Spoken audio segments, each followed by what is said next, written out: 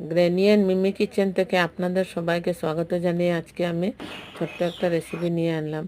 আজ আমি মিষ্টি কুমড়ো দিয়ে মাছের ডিম দিয়ে রান্না করব। তো আজ মাছ এনেছিল আমাদের ঘরে মিডিয়াম সাইজেরই রৌ মাছ। রৌ মাছ আনার পর দেখলাম সাথে একটু ডিম। তো ডিমটা আমি ভাজলাম না, আজ আমি ভাবলাম মিষ্টি কুমড়ো দিয়ে রান্না করব। তাই আমার কর্তাকে বাজারে পাঠিয়েছিলাম, আবারও বাজারে গিয়ে একটু মিষ্টি কুমড়ো নিয়ে আনলো।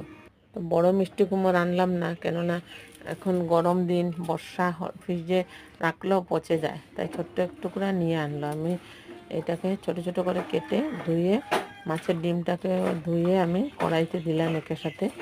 এদিকে মিক্সিতে আমি একটা ডিম, কয়েক কোয়া রসুন, শুকনো লঙ্কা দিয়ে পেস্ট করেছিলাম।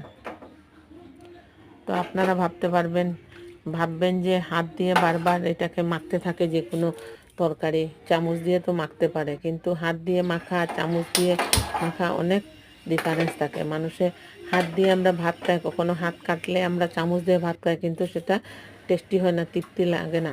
হাত দিয়ে যেরকম খায় ওরকমই মাছ মাংস যেভাবে হোক আপনারা, যে আমিও ভালো করে মাখলে এটা বহুত টেস্টি হয়।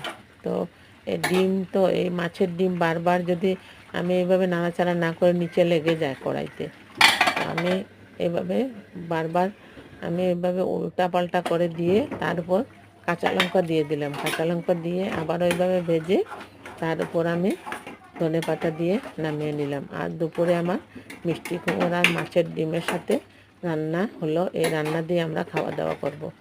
যদি আপনাদের পছন্দ লাগে আপনারা এইভাবে বানিয়ে খেতে পারবেন। ধন্যবাদ।